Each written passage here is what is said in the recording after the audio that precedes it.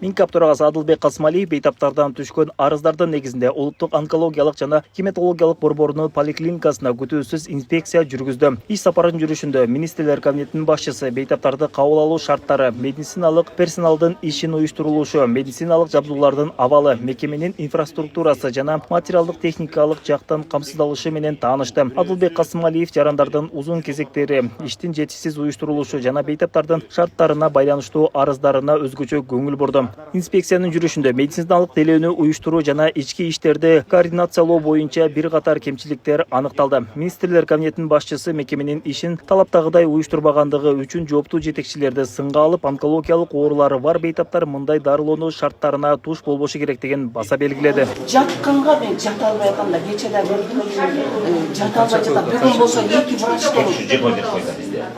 Толугу менен Кайсы отделениеда? Билбейм, кайсыга жөнөтөт. Мынакей азыр дагы врачтар эмеде. Операцияда азыр жок, могул жерде 18-19 иши күтүп турабыз. Монча кишини жалдыратып отургузуп операцияга кирип кетишти. Ошону бир күнгө назначить этиштин да. Элди жалдыратпайчы, мына 3 күн болду мен бир врачка кире албай отурам ушул жерде. Азыр да операцияда экен, дагы жетишпейт, эртең дагы келет. Биз да иштешибиз керек да. Атайын эч кимге айтпай элек институттан чыгып коюп, саламатсыз көрүнүштү. Өз көзүм менен көрүп кетейин дедим.